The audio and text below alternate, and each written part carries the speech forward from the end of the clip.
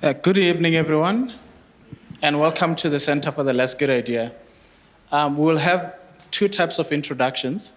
The first one is to welcome you here as the audience members, but looking into the cameras, I'll have to make another introduction because we're going to have this conversation edited and shared on social media platforms and on our YouTube channel, and of course on your website as well. And on my website. Yes. So the Center for the Less Good Idea is an arts-based incubator space in Bonani, and it was founded by William Kentridge and Bronwyn Lace, and it started in 2016.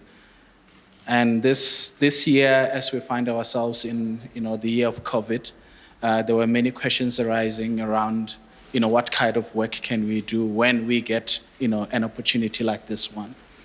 And I would also like to briefly explain the SO Academy, what SO Academy is. So you see the logo there, SO Academy for the Less Good Idea. It is an arm of the Center for the Less Good Idea that is focused on the kind of organic learning that we saw happening in our spaces. We noticed that there was quite practical learning that was going on, and we found a way in which how do we formalize and create more opportunities for people to learn, in a practical way, in a more intentional and deliberate way, to improve knowledge, to improve skills, to improve relationships of collaboration and interdisciplinarity in our practice. And the SO Academy, came about. And the reason why it has got a title SO is an exclamation that often begins a sentence. Whenever you ask artists, how did you do this? So, this is what happened. So we named it SO. So that's why it's called SO Academy. And today we have, within the SO, we've got several, programs that fall under, and one of them is In Conversations. And it's having conversations about work, about what we are doing, because we also found that if you really want to improve knowledge in the arts quite intentionally and deliberately, then you need to create opportunities within practical work to explore and have conversations, because conversations force you into a reflective mode to reflect in your own practice and begin to highlight some of the things and put emphasis on some of the things that you otherwise could have not. So today, sitting next to me here, Professor Jane Taylor, is Professor Jane Taylor, who will introduce herself. My name is Phala O, and I am the animator at the Center for the Less Good Idea. And the project that we have been exploring for a while, which Professor here will give a context of, is Waiting for Godot. Hence the title of this In Conversation, in rehearsal with Godot, and not in rehearsal doing Godot, but with him, because there's an evocation of Godot that we had to embark on. Jane? Great, shall we sit ourselves down? Yes, I think we sit ourselves down. Is that where we need to, yeah. Just a little more informality and sense of a genuine conversation between us. We'll try and address the oblique angles in the room as well as those people who are in front of us. And that in itself is part of thinking about the staging of a work. This space has very peculiar sightlines and angles, and so that's about thinking about what does a center mean inside a kind of realigning of a spatial organization. So we're going to start with a brief discussion about Godot and the inquiry into Beckett, and then we're going to have two demonstrations, two excerpts from the play,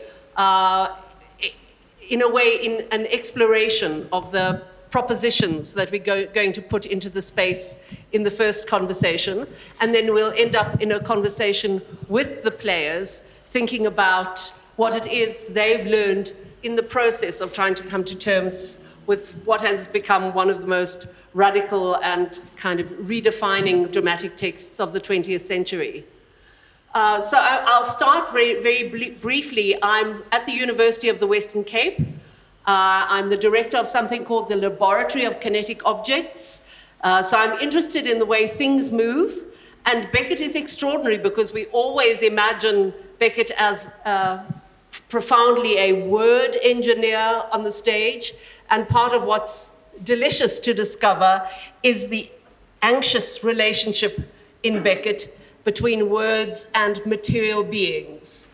So the plays are very eccentric in many instances. Plays like Play or Endgame, you've basically got brains in bottles on stage and you just have the brains discussing the circumstance of being with one another and very little regard to the material presence of that thought instrument. In a play like Godot, though, the placing of objects, the manipulation of devices, and the prop on stage is a very significant part of the meaning making in the work. When Phala and I started thinking about the questions that we wanted to bring to this first of the sessions, there are two conversations. There's another one in a week's time, aside from the two actual performances. For this first one, we thought we'd like to consider relationship, partly because we've had such a radical trauma thinking about how we relate to one another when the face is so effaced and we have such minimal contact with one another. Our species, as we know from Darwin's emotion and expression in animals, that the face is one of the primary instruments for communicating attention, regard, empathy. A whole spectrum of shared being is inside the expressive capacity of the face.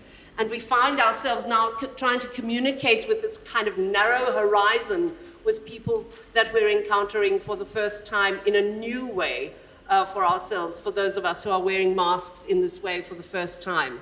So we're thinking about relationship. And the play begins in a very peculiar space in terms of relation. So Phala, do you want to just think about the opening relationship of the play? Yes, before I even get into the opening relationship of the plays, where we are sitting now, which is basically the set of Waiting for Godot, when you spoke, this comes because you're speaking about, just how does things relate to each other. We have had this pole in the middle of the center because it's a structural thing to do. And one of the things was, how do we use this space, to try and make a world where Waiting for Godot will sit? And we turned the pole into a tree, and Nthabiseng Malaka has done quite a beautiful job with the set, to try and evoke the space that is a nowhere and a somewhere at the same time. And speaking about the beginning of Waiting for Godot, Waiting for Godot begins with a line, "Nothing to be done." And one of the biggest questions and the circumstances that we have found ourselves in during the COVID was nothing to be done. And what is, the COVID itself had, a situation where it forces you to have a relationship with yourself, relationship with the people that are closest to you, a relationship with, not going to work, the new normal or the new unusual, whichever way you see it. So one of the things that are important about getting into a relationship is that we begin the play with a relationship between Vladimir and Estragon, or Gogo and Didi, as some people fondly call them. And this relationship, the questions that we're coming through is that, is this a healthy relationship? Is this an unhealthy relationship? Is it a dependency relationship? What type of relationship is it? What kind of relations are we expecting? What lies in between the spaces and the pauses and the commas, the hyphens of this relationship? And in an attempt to answer that, we will answer it instead of speaking about it a lot, we'll also just show an extract of, the piece. And I'd like, before the piece, as the actors stand by and be ready, for Jane to read just the beginning of the piece in terms of what Samuel Beckett writes as the kind of an instruction, or what is in the parenthesis. Estragon, sitting on a low mound, is trying to take off his boot. He pulls on it with both hands, panting. He gives up, exhausted, rests, tries again. As before. Enter Vladimir. Estragon, giving up again. Nothing to be done. So part of what I think is extraordinary in that is the ways in which the play, in its information to the reader rather than to the viewer, is making quite clear that this is already a repetition. So we've got that sentence, as before. What the hell is that enigma? Yes. So there's a pointing to the prehistory of the play in a very significant and what was a very radical way for the writing of the time. And enter Vladimir, Estragon giving up again. So what one begins to understand is that relation is habitual. Part of the meditation of the play is the way in which one comes to terms and one anchors oneself in the kind of promiscuous anarchy and riot of being through the practices of habit. And part of what we are going to be looking at, for those of you who can actually come and see the production, is you see the ingraining of habit in the body as we move through the arc of the play. And that's something that actors can only acquire with time. The first, second, third, and fourth time they play that role, that habit is something they're putting on from the outside. But suddenly, by the fifth time they're doing it, the body is holding the memory. We're all familiar with the idea of muscle memory. And so the performers absolutely ground themselves through a body that's inside a practice of repetition. And for a director, the question is, how do you begin a play with a repetition? And the answer is here.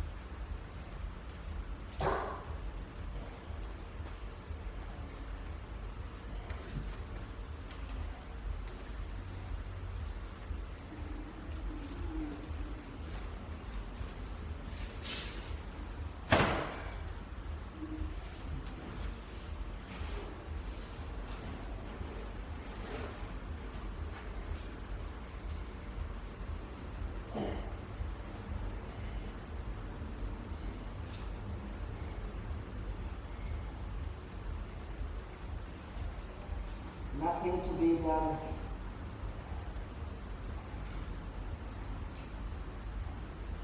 Nothing to be done. I'm beginning to come around to that opinion. All my life, I have tried to put it from me saying, Vlad, be reasonable, you haven't tried everything. And then I resumed the struggle.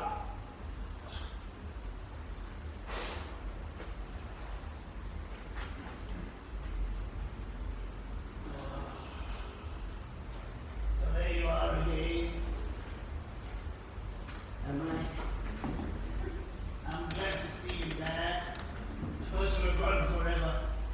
Me too. Together again at last. We'll have to celebrate this.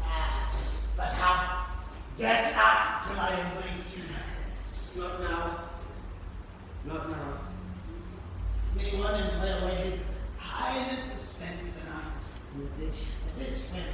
Over there. And they didn't meet you? Beat me. Certainly they beat me. Same lot as usual. The same, I don't know. When I think of all these years, where would you be? You'd be nothing more than a little heap of bones at the present. And what of it? It's too much for one man. On the other hand, what's the good of losing one's heart? Much what I said. And we should afford a little millionaires. Now stop blathering and help me off with this bloody thing. From the top of the Eiffel Tower. We were respectable in those days, and now they wouldn't even let us up. What do you do? Taking off my boot. Did that never happen to you? Boots must be taken off every day. I am tired of telling you that. Why don't you ever listen to me? Help me. It hurts. Hurts? He wants to know if it hurts. Well, no one ever suffers but you. I do not count. I would like to know what you would say if you had what I have. It hurts? Hurts? He wants to know if it hurts. You might battle it all the same. Never neglect the small things of life. What do you expect? You always wait until the last moment. The last moment. Hope deferred, maketh the something sick. Who said that? Why don't you help me? You know, sometimes I feel like I'm all the same, and then I go, oh, where, how shall I say, relieved, and at the same time, appalled. Appalled.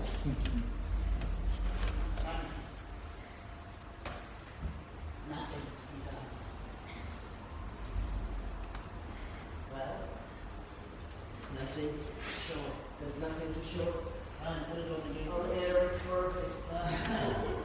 There's a man for you blaming on his feet the ball, on his boots the fault of his feet.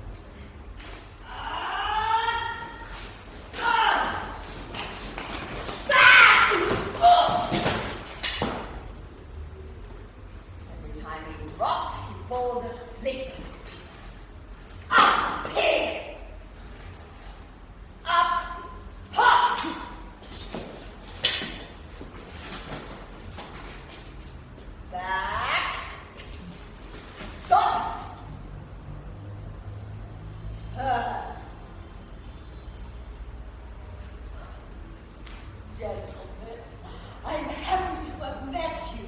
Yes, yes, sincerely happy. Closer. Stop. Yes. The road seemed long, and one journeys all alone for. Yes. Yes, that's right, 6 hours. 6 hours on end, and never a soul in sight. Coach!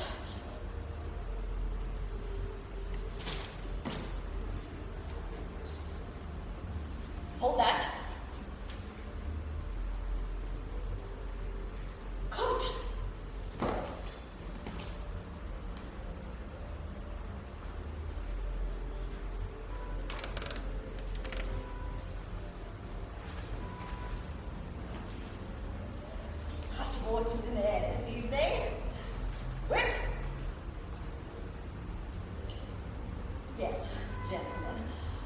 go for long without the society of my likes.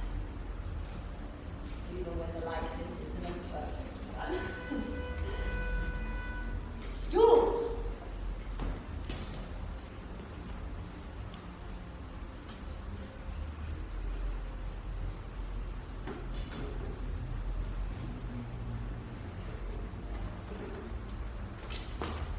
Closer. Back. Further. Stop. That is why, with your permission, I propose to dally with you for a moment before we venture any further. Basket.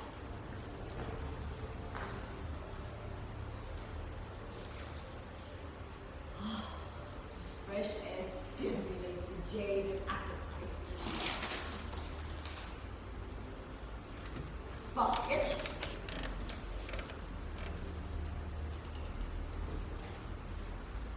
Further. Escapes.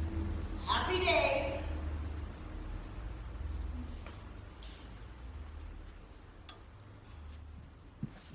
Okay, so that's the pair of fragments with which we're going to engage to think about what Beckett is doing and how we're going to make our way through exploring space, time, and relationships.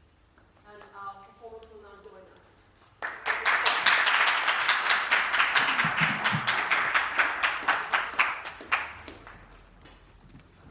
Tony has already colonized. Tony has made trouble for you, so. How unlike. I think I will be. Great, good. Thank you.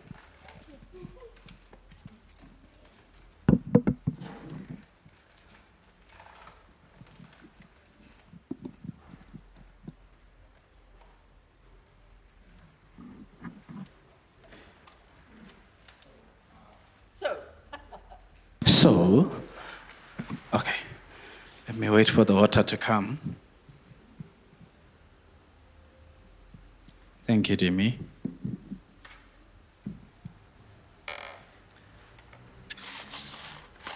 So sitting here, myself, I'm the director of the play, and I'll let everyone, introduce themselves. You'll share mics as the opinion was speaking. Hi, my name is Tony, and I'm playing Estrogon. Billy, and I play Diddy. Hi everyone, my name's Stefania and I'm playing Pozzo. Hello, my name is Jemma and I play Lucky and Boy. Okay, so here, and we had not explained earlier, I'd like, also Jane to speak about her role in the play. Okay, so earlier this year when we discovered that there was going to be such a massive catastrophe around the performing arts globally, my first concern was how to get those people whom I loved and with whom I had worked into the world of making, and to think about an inquiry that would in some way address the crisis that had been precipitated around the isolation regimes that we were engaging globally. And so I called on a couple of mates and said, are you interested in thinking with Beckett about the endeavor of waiting? And when you start such an inquiry, you're into 1 or 2 months of the endeavor and thinking that there is some inherent interest in this principle of waiting. What are we going to learn about ourselves? And sort of a year on, one finds that it's a great deal bleaker and the conjuring of oneself to make this into an interesting endeavor inside the psychic terrain of the self, that's a much more arduous and difficult process. And so the idea of thinking with Beckett and thinking about Godot inside the question of waiting in many ways arose out of this moment. But I have discovered a kind of infinite richness in the domain of Beckett himself as a writer, and that's something I'll be disclosing and exploring with you in more detail in the coming week in the second session, in which we'll talk about the context and the sort of political culture of Beckett himself and his whole ethos. It is important to understand that the play was conceived when he was working for the French resistance and traveling across Europe, trying to keep secrets and not disclose under the regimes of terror of Nazi Germany. And that informs a great deal of how he's thinking about dependencies, covert relations, hiding oneself from oneself. And so a lot of what we are trying to think with through the relationship between Gogo and Didi and the pair that enters into the world of Lucky and Pozzo, which of these is a normal relationship? Are they both equally perverse? What exactly is the structure of dependency and bondage between the two? Who is the dominant figure in each of these two pairings? Because there's a tremendous kind of fluctuation around the relationships of power as Beckett explores them as the play proceeds. And that is the answer Jane is giving to Dramaturg. That's what it simply means. Yeah. All that she said is the job of a dramaturg, to look at all these things, to think about all the world that is in there. So I'm going to just ask, Kutlwano, do we have enough light here, or are they out of light? Are we fine? Your cinematography is good there? Okay. So at the Center for the Less Good Idea, we embrace process. So if things are not right, we correct them on the go. So we're not going to wait and say, no, everything is in the open in almost a Brechtian way. So what I like, to do is to ask from the artists themselves who have been, the process started, I don't know, during lockdown. It was one of the hard lockdowns, and we tried to do a Zoom thing. And during this Zoom things, and our Zoom moments were quite waiting. We experienced the waiting in the Zoom moments. So because two people were in Cape Town, that was Jemma and Jane, and that was before we involved, Stefania, and then the three of us were here in Johannesburg. And the question was, how do you perform a waiting for Godot on Zoom? And the answer was, you wait in the waiting room of Zoom. Because sometimes you will have Billy had challenges with the computer had crashed, and then he was trying to use his phone and all those kind of things. So Billy will always be waiting in the waiting room, of Zoom, or about to waiting to get inside the waiting room of, the Zoom, and all those kind of challenges.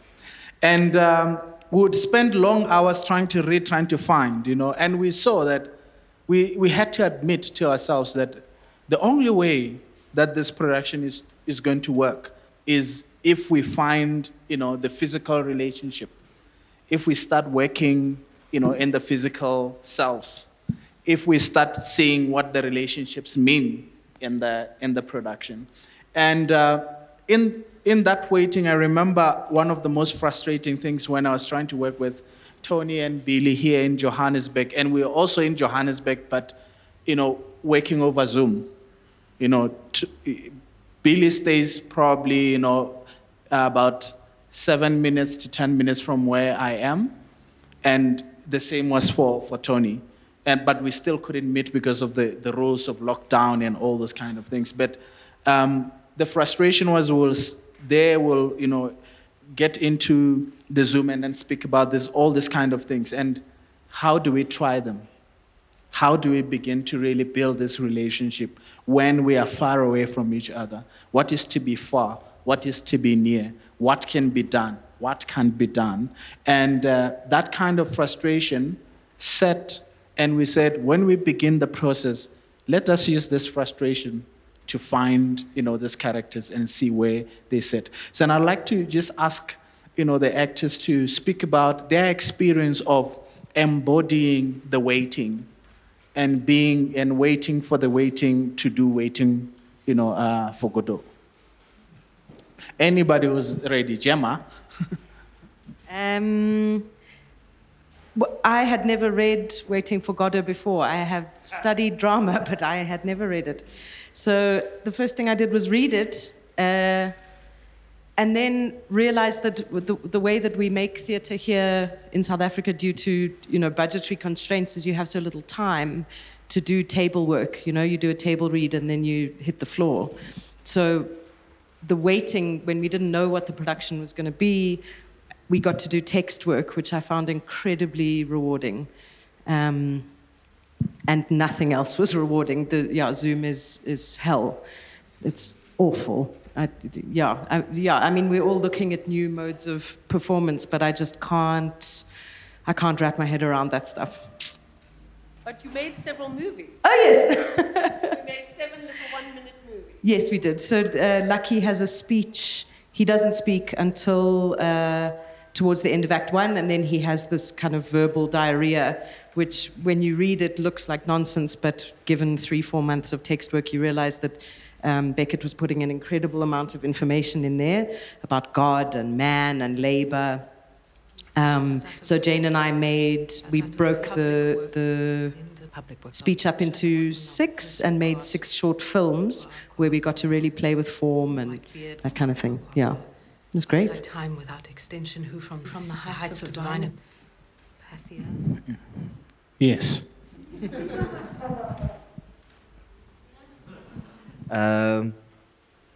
Sure. This is Maine, eh? Yo, I just come back from touring another play, and we went into lockdown and kind of, sorry. And then I haven't done this in a while, sorry. And then kind of realizing that theatre was effectively cancelled for a while. I signed up to be an Uber delivery driver, and then I think Jane called me to ask me if I'd be interested in doing this, and then I was like, okay, let's see what the Zoom Theatre has in store for us. And it was really kind of concentrated text work, if that's a thing. But there was also something awkward about kind of the spaces in between. So the spaces in between the technical lags and the spaces in between waiting for somebody to join the Zoom, the spaces in between, your own connectivity in relation to other people, and one really felt like, if we are to find a different way of making theatre, then it ought to be in the kind of time and space that allows the kind of exploration to be free, but also beneficial in the way that we explore. And I felt like making theatre under a particular kind of pressure and a set of constraints, for me in that context wasn't ideal. But I was still saying, this is something that I want to try, it's something that I want to see. So when things changed and we knew that we would have a chance to do a live version of it, I think then you began to kind of start to try to orientate yourself differently. So you're going from a very internal rehearsal space to a very external and interactive one, in the sense that now you are present in a space and you have to account fully for your body and your presence in space. And so that was also a kind of interesting change with me, going from a place where I was interfacing with people on a screen to interfacing with them in person, but also interfacing with them with certain restrictions. So, we can't get too close, or we need to maintain, social distance, or wash our hands. All of those things kind of then started to texture what kind of character I began to imagine living in the world, his kind of emotional sterility, but at the same time, the pockets that break through and want to connect so deeply and so bad, but he's kind of weighed down by the routine and by the reality of these characters' lives. So it's been really interesting exploring the sense of emotional distance. That's also a tension in the way in which the body wants to connect with other people. So those things have been really interesting, and we're learning new things every day. I mean, the sand only came in last week, so learning how to act with sinuses and all sorts of other lovely things. So yeah, it's been very interesting, and I hope we'll have more time to kind of explore what there is further to find in the piece. Billy?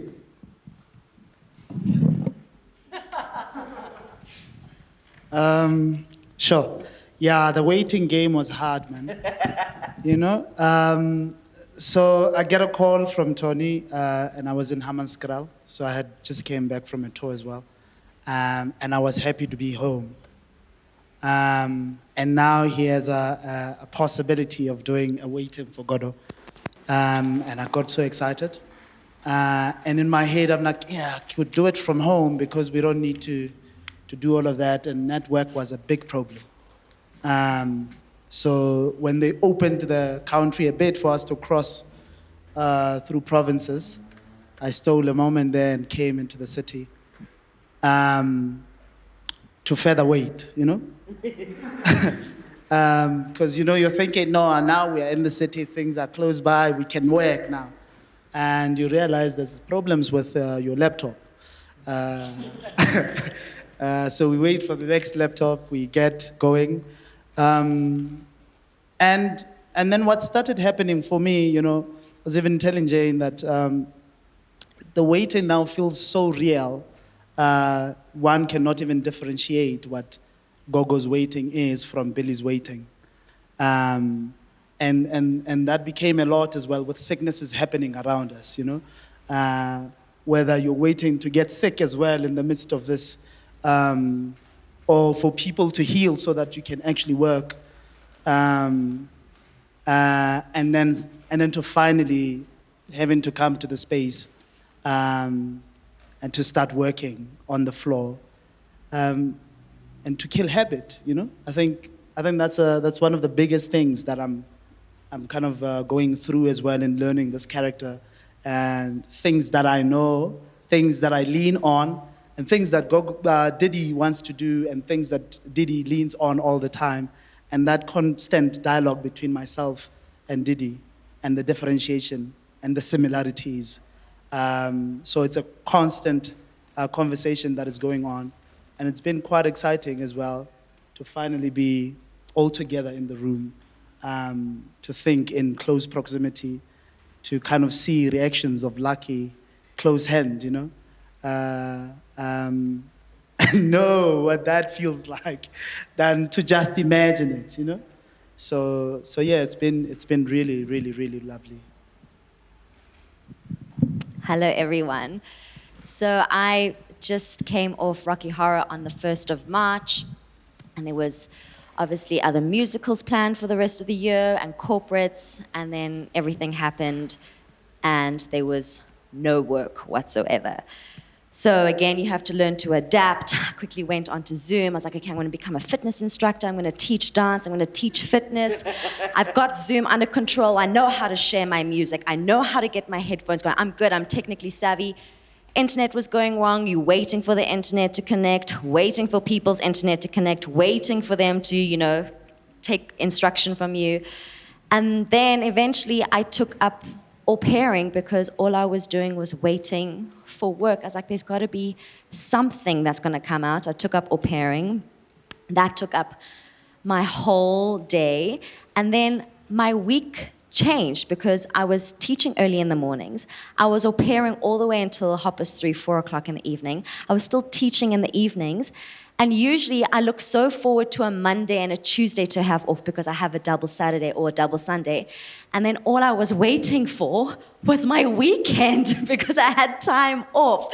So that was my waiting game. And then eventually I got a call from Phala, and he's like, are you interested in waiting for Godot? And to be honest, I hadn't read the play before, and I quickly researched. I was like, yes, I'm so interested in being in live theater, not knowing how meaty the character was at first, and also being predominantly a dancer, musical theater performer.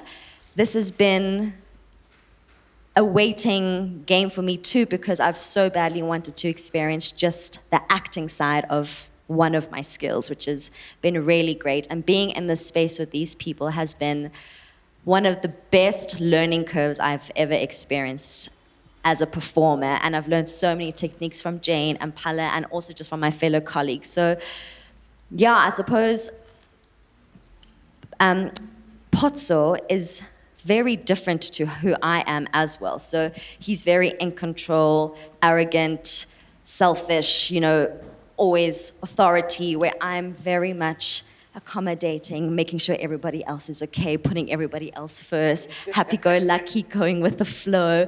So this has been a great character for me to really try and get my teeth into, to, really get involved in acting. And so that's kind of been my waiting process. And now we're finally here, and how amazing to be able to perform in the middle of a pandemic. So it's very, very exciting. Okay. The thing that is interesting, I've been listening as you're speaking, and the thing that for me stands out the most is how you're speaking about a presence and an absence of things, and how, in embodying a character, for me, it has always been actors come with their bodies, they come with who they are, and there's nothing more, than, to find the world on the page. But the world on the page also has a way in which it has a conversation with the world inside of the actor. If you come, for example, if you come as Stefania, if you don't have, if you come with dance, aspects, to that, your body, that's what we need to, that's the beginning of where the character will come from. There's no other information that you come with other than what you are yourself.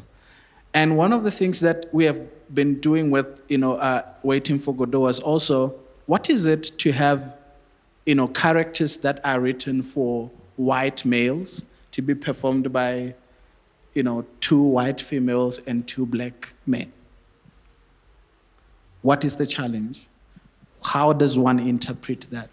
How does one see characters in a play? For example, how do we see the tree as the character? How do we see, the soil as the character? How do we see so many other things that are beginning to be, the bog, the tree, the boot, all these elements starts to be, bodies in space.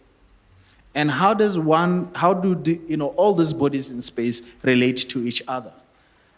That has been, a kind of a driver for me as a director, to try and get, that world and map the world for the artist in the way in which, that journey should be possible without enforcing it. Because the other thing is, you don't want people to be thinking, be in that cerebral space when exploring work.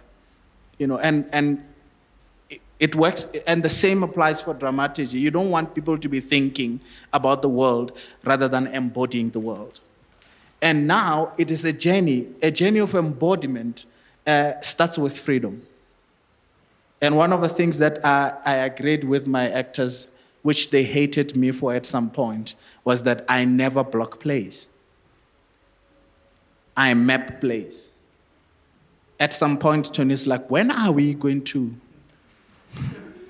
And I said, Tony, of all people, you know how I work. And it's like, oh, So because the other thing about mapping is that I believe that people themselves, because they come with their own storying, and acting is storying, is that you can then not, have a situation where you are enforcing a storying. I tell you, every time you tell an actor, when you get to that tree, you cry.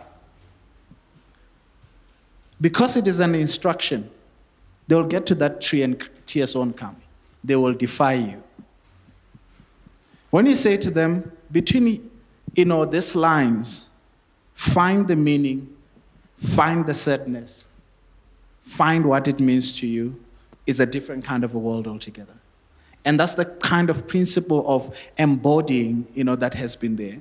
One of the things that, for me, needed to work was, how does one bring Godot? Because we are waiting for Godot. I mean, a lot of our Godot in the lockdown was, when does it end? I remember when the first 21 days, when they came, people started episode 2. Others, it's like, 2.1, we don't know how many days. People were counting. Right now, if I ask anybody, in the lockdown, rules, which day are we in? Because we're in level 1, but we are not yet, out of it. What day are we in? You don't care anymore. Because that's no longer the significant thing. The counting was the waiting. So now we have sat in the waiting. And sitting in the waiting was like, it's comfortable. There's some people who like the new rules. There's some people who have begun to find, a new way of living with the rules. And the same thing applies to acting. The same thing applies to, getting into a play. What are the rules? What is the game? Then you start finding that actors are finding the game and that. So I wanted to just speak, to ask a question to all of you about what for you in the experience of embodying the character, becomes a defining point. This character is beginning to sit, or this character is still outside of me. Anyone ready?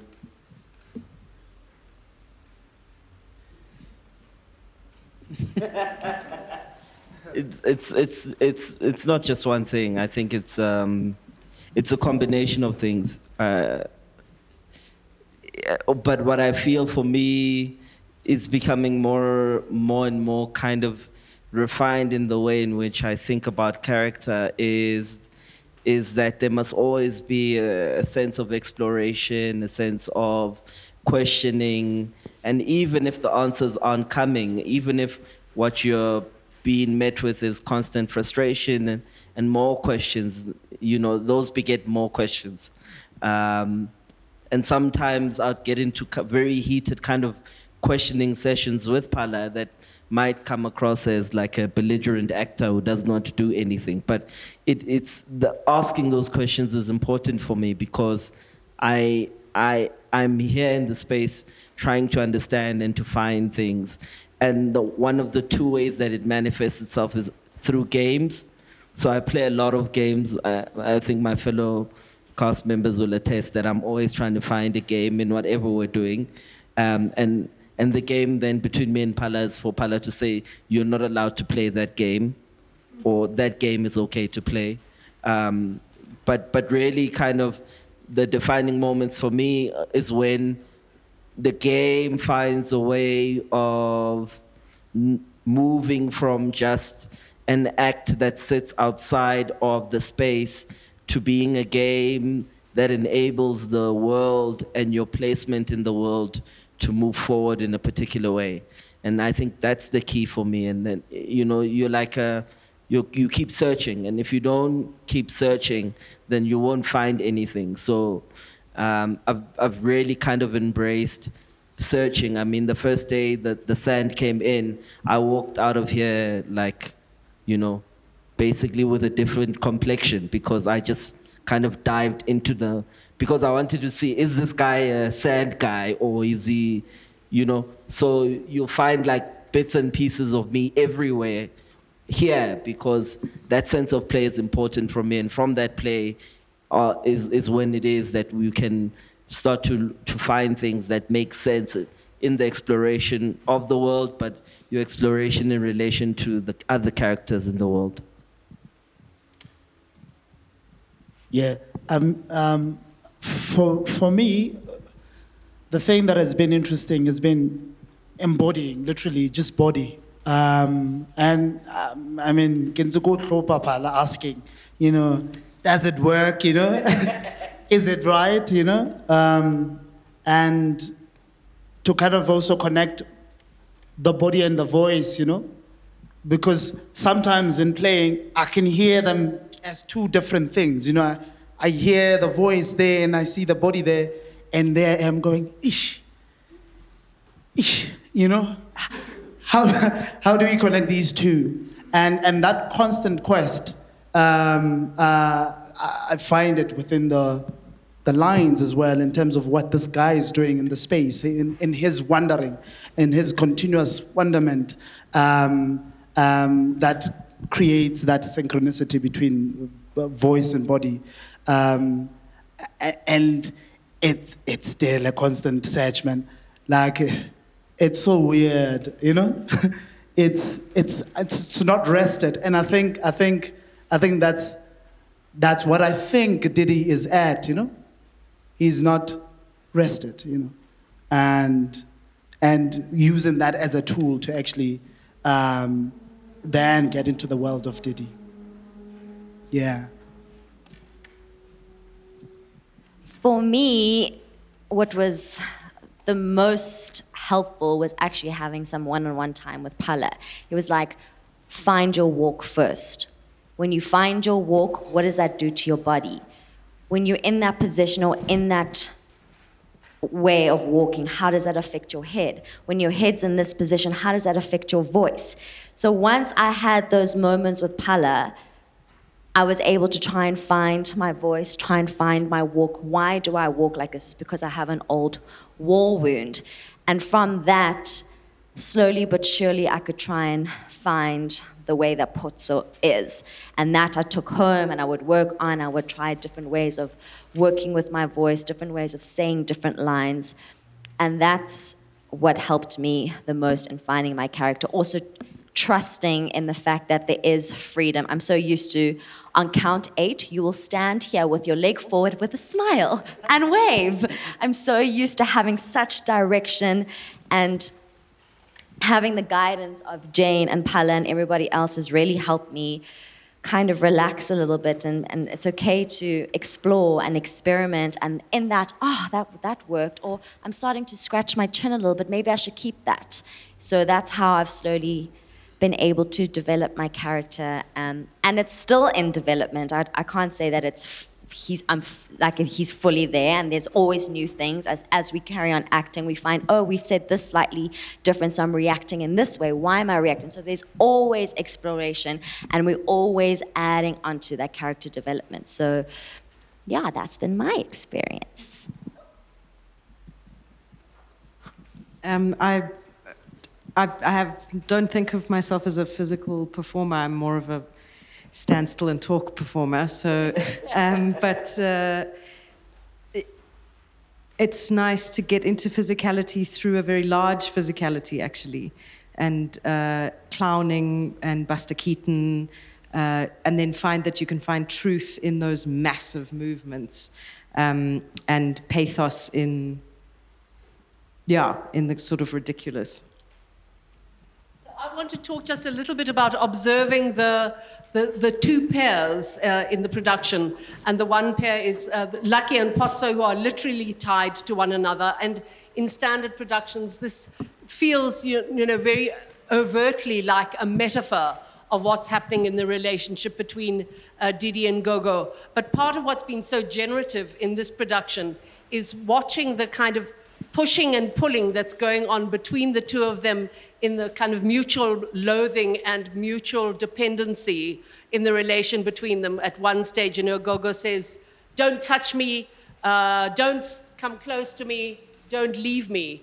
And all of that, and one sees the kind of rope as a kind of an idea of that entanglement. But part of what's really exhilarating in this deliberate exploration of the embodiment of those dependencies is to actually see all of that texture of the rope as something that's holding the two characters together. Yeah, I mean, it's quite interesting to hear you speak about this, Billy speaking about merging the body and voice.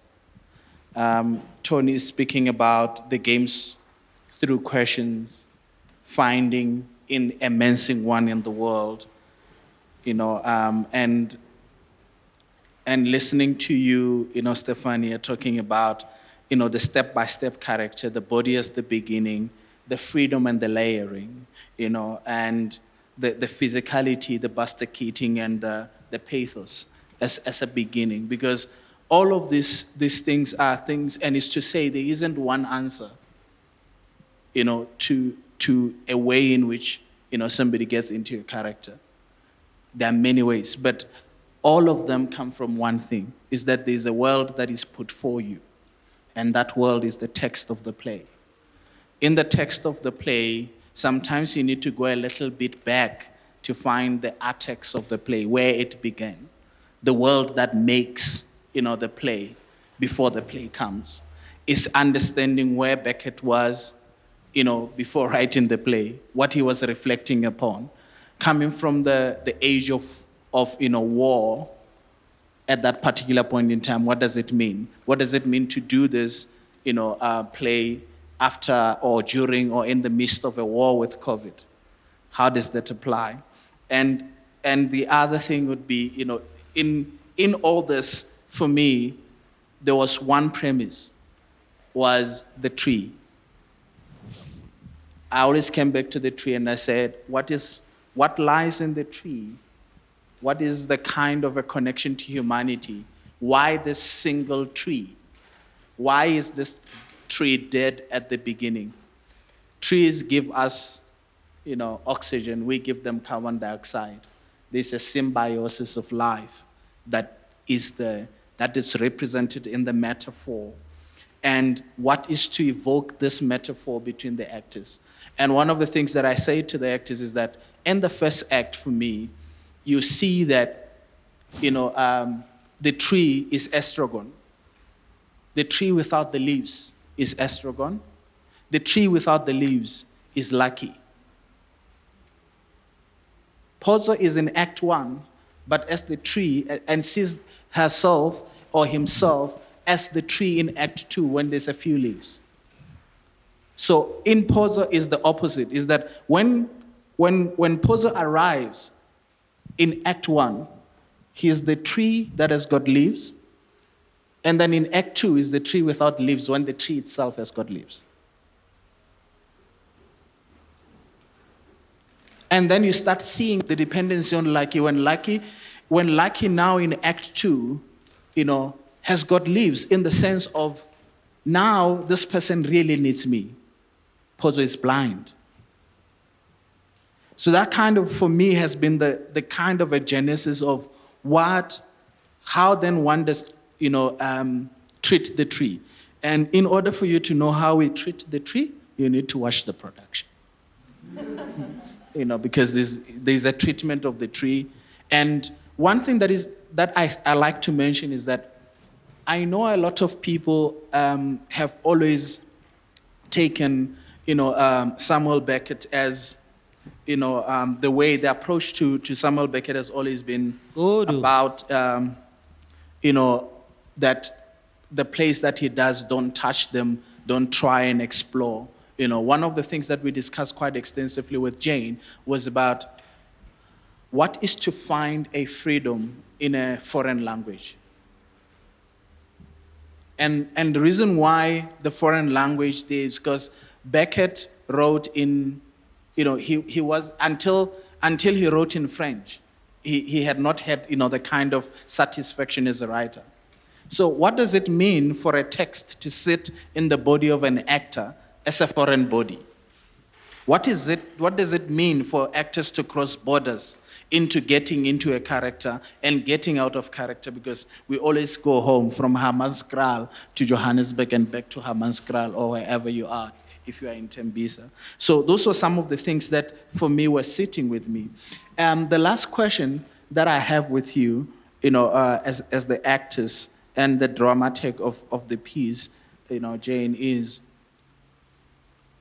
having, dealt with, character and, embodying character as, a journey, as a becoming, as something that sometimes doesn't have an ending, as something that is a continuum to something, as something that is between parentheses, is between the commas, is between all the other things, within the context, within the subtext, within the text itself.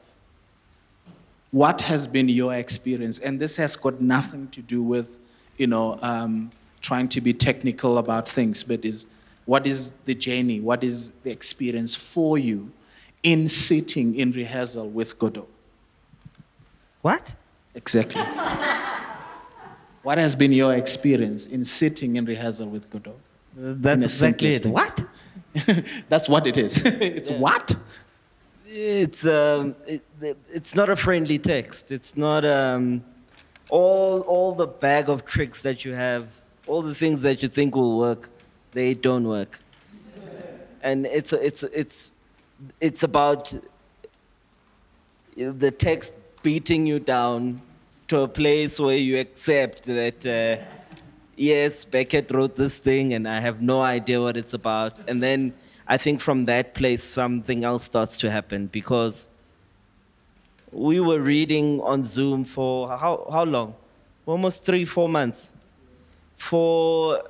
As an actor, that's a luxury. But even when we got into the room, we only really knew about 15% of the play. And that was getting into the room after reading him for 4 months.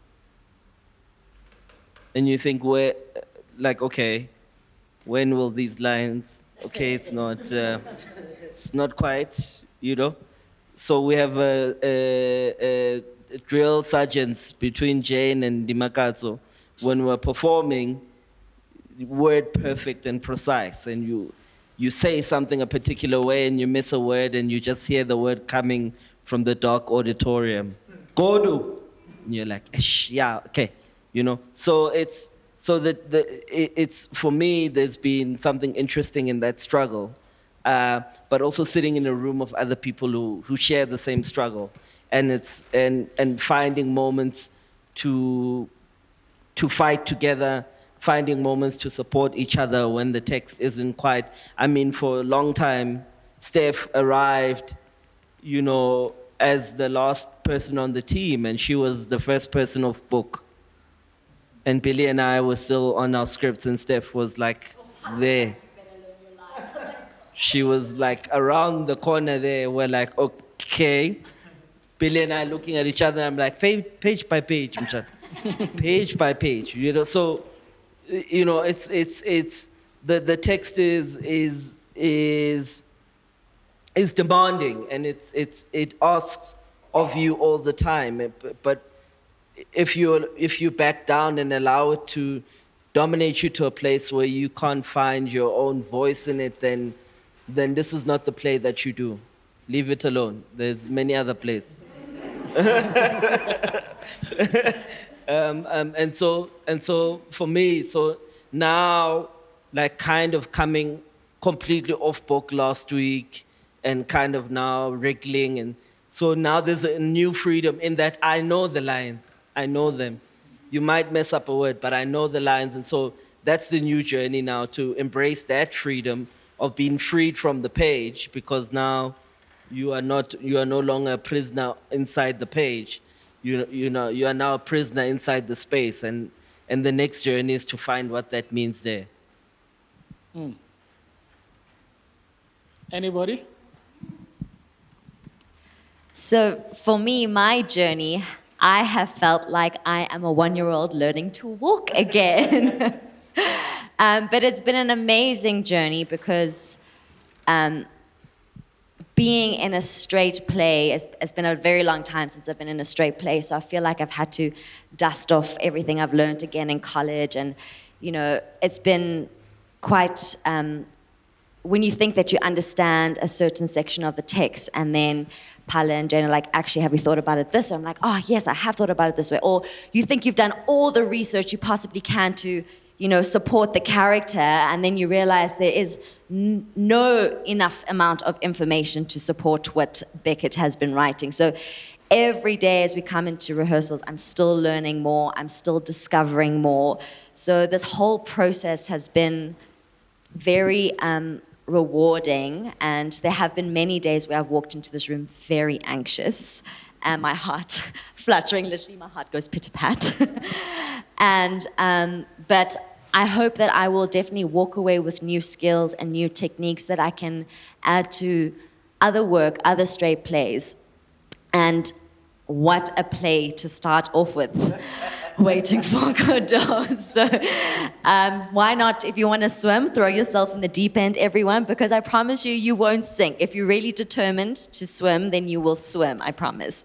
So it just takes mind over matter and trusting in your people to support you, and know that you can't fall if you've got a great team around you. So that's been my journey. It's masochism. But I'm okay with that, so yeah. Lily?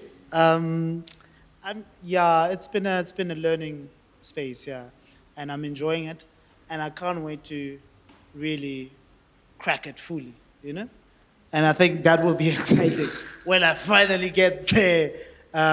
It will be exciting. When he cracks it. Yeah.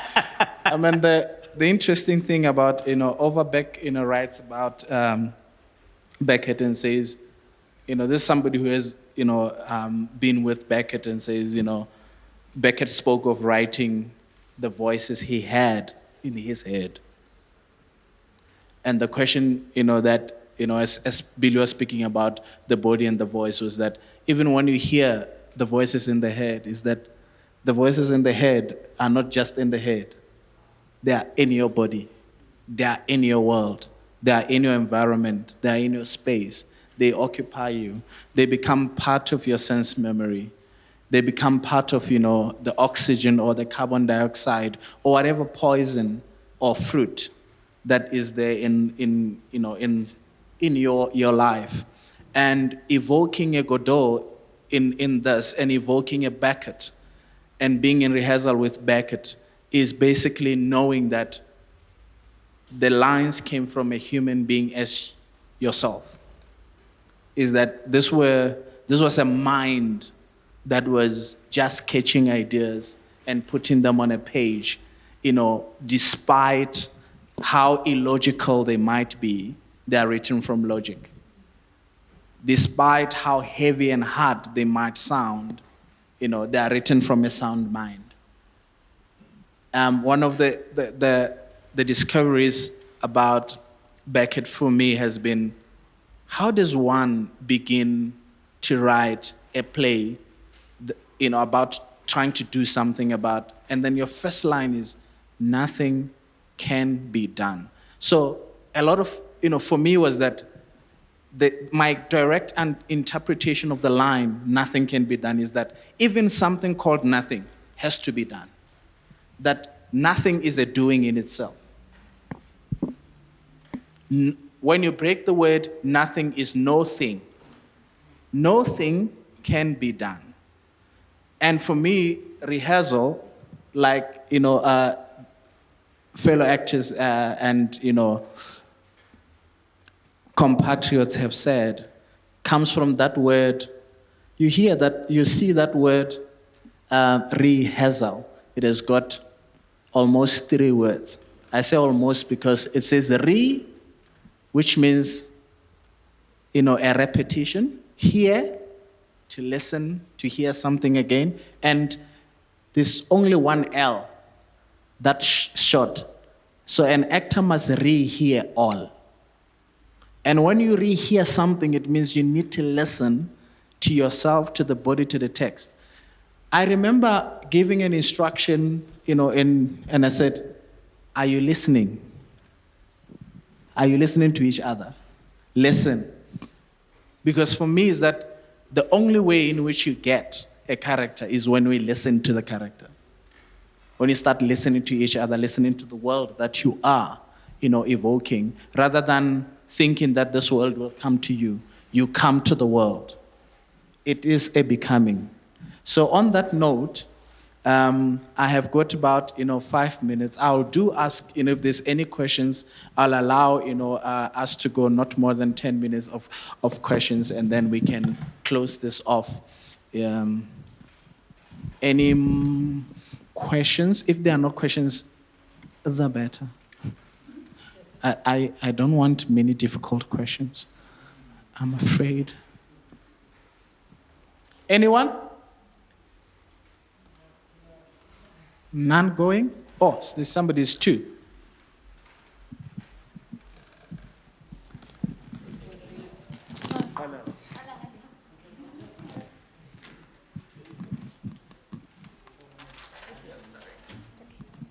Hi. So you said that you've spent 4 months reading the text, and I'm very interested in that process on the table reading. Like, how do you? If Jane can just talk a little bit about that 4 months before starting rehearsal, I would be very interested to hear more about that. Okay, Jane, hold it there. Then we'll get Shall the we second take a question. couple of questions and then respond? Yes. Yeah.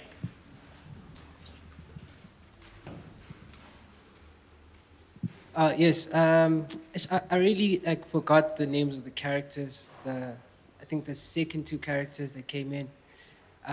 But what stood out for me was the relationship that also our government has with homeless people.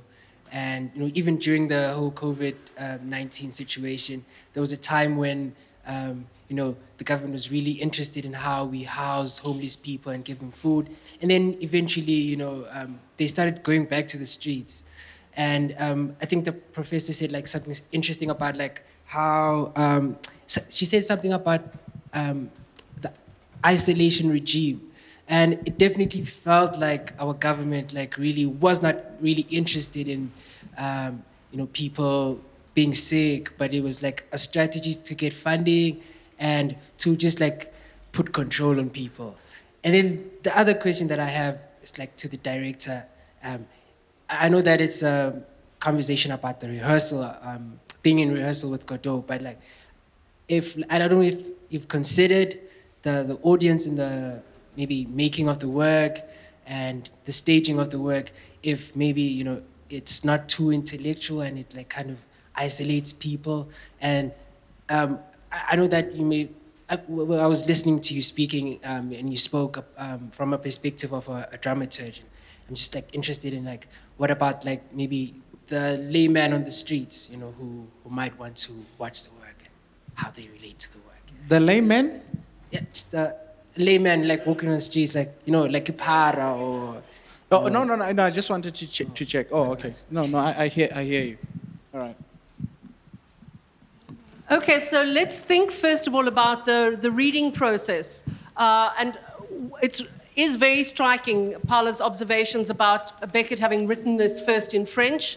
And Phala and I have been arm wrestling about translation and people writing in other people's languages because we've been working on a Sol Plaatjie project together. So we're both very interested in this thing of how you make meaning inside a linguistic formation that is identical to yourself. You feel, this is the South African argument about mother tongue, about inhabiting a place where you have wellness in your speech utterance. And what is it in Beckett that put him into a circumstance in wanting to write in a language that was foreign to himself? And it had a great deal to do with his alienation from Ireland and Catholic orthodoxy and the sort of repressive atmosphere that he was leaving and inserting himself into a different culture and trying to find a self that wasn't coming with the full package of the burden of patriarchy and the regulations of a tremendously orthodox church. So that's one set of inquiries. So when you go through the text itself, some of the formulations, some of the constructions are not necessarily a first language speaker's construction, even though he was a first language English speaker, because he wrote the formulations in French. And then he is involved in the process of translating that back into a language. And others have also worked with his original French texts in various different versions of different plays. So it's that being ill at ease inside oneself that Beckett is so fascinated with. I've got a couple of friends here in the auditorium who have heard a talk that I gave about Beckett's Not I. And Beckett's Not I was performed here at the center a couple of years ago. And that sense of somebody who is almost channeling a voice and the language comes at them from an elsewhere. All of us, in some way, our language formations don't arise internal to us. We learn language from the outside, and then it comes and lives almost like a locust inside us. And it fools us that it's natural to us.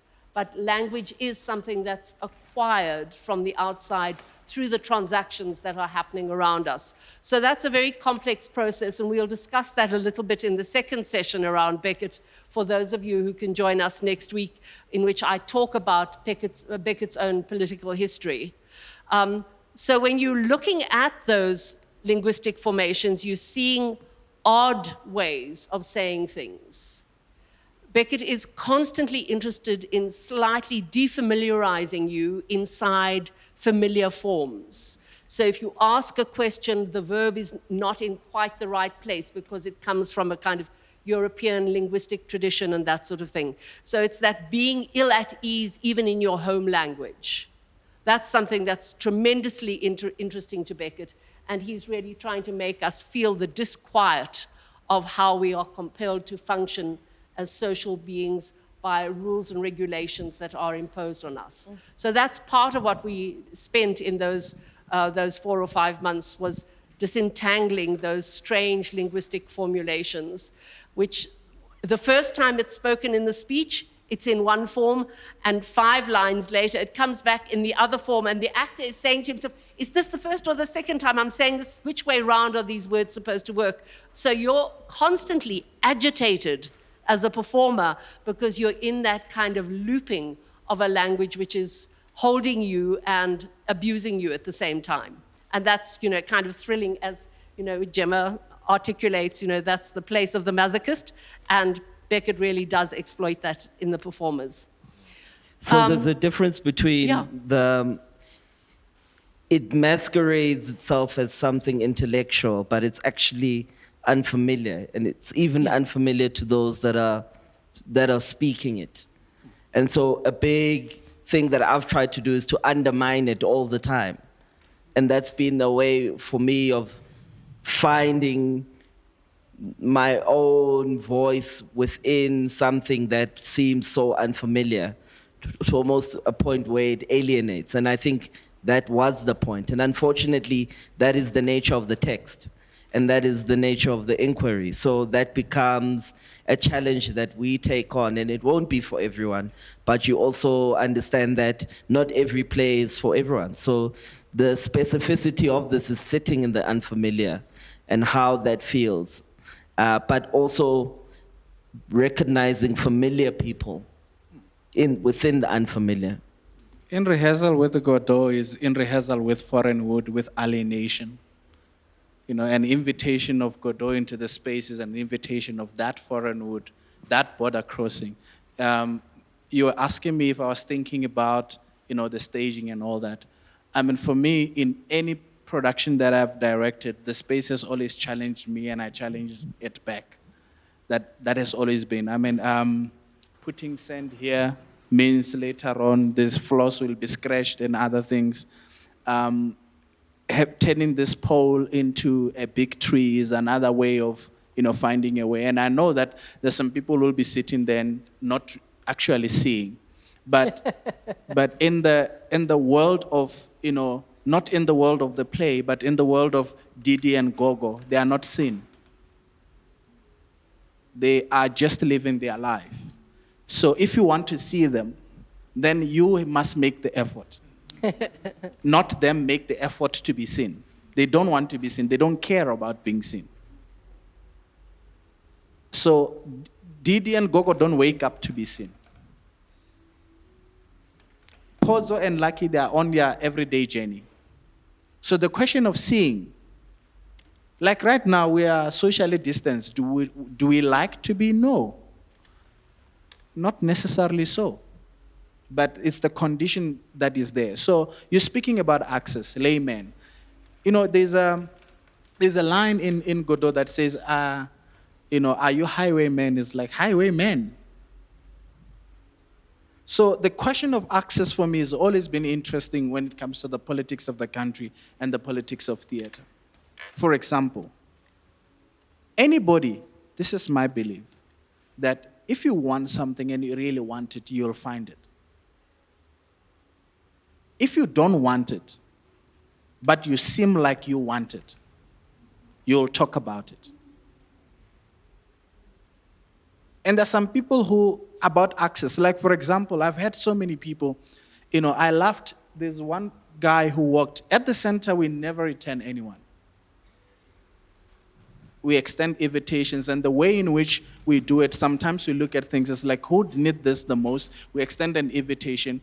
Let me give you an example. We extend an invitation to the Market Lab students, come, have fun, but not all of them will be here because of many other challenges. Maybe it's transport challenge, maybe it's because I don't have the time, maybe it's because of that, all right? We try and extend ourselves in the best way that we can. There's a guy who walked, here, that was just before lockdown and said, Phala, I want to sit down with you and ask you about the center. I said, yes, of course. And then I said, I only have about, 20 minutes, but in that 20 minutes, I'll see whether it is worth extending it to an hour. Then we sat and he said to me, the Center for the Less Good Idea he's telling me, is an experimental space that deals with white work. He defines it to me, the Center for the Less Good Idea is an experimental space that deals with white work. What? Then I said, okay. So where did you find white work? At the center. No, that's what people say. I was like, no, I'm asking about you. You define it to me. It's like, let's go into the website. Any work, click on it. Is this white? No. Is that white? No. Is that white? No. Is that white? No. It's like, if we count to 10 and there isn't white work that you have seen, then tell me. Is theater work white or black or yellow or red? What is it? It's alive. It's about things, It's like, no, I did not know so many black people come to the Center for the Less Good Idea. Oh my God. And I was like, what you choose to hear, what you choose to access, it's up to you. South Africa is one of the most racialized, countries. Right now, one of the worst things that we're fighting in this country is violence. Our flirtation with violence has become a normality. And when we think about violence, we're thinking about guns and whips and other things. No, I'm thinking about language as violence. I'm thinking about, the kind of, we're asking ourselves, the other time to say, what would it be, what in 50 years to come, if a child wants to access the time now of COVID and what the parents did, what we have done, what are they going to access? They're going to find memes about a president saying fellow South Africans and a minister who says, if you want to Zol, a president with who couldn't wear the mask properly, and a minister who's saying we need to order more vibrators. These are the kind of memes. These are the kind of things that are making it into the algorithms. And then from there, they had COVID and then John Vulligate. Remember when Corona started, there was a song. There was people dancing, Corona, Corona. Remember that time when there was a level 3, level 4, and then you had A lot of people in Cape Town, just going onto the street to run, those kind of things are the things that are going to stick. Why? Because negativity stays with us. Positivity leaves us quite quickly. That's the kind of a people we have become. Can I also come back very quickly just to think with you around this question around homelessness and what the play is exploring? It's obviously a core question for Beckett, which we'll discuss next time.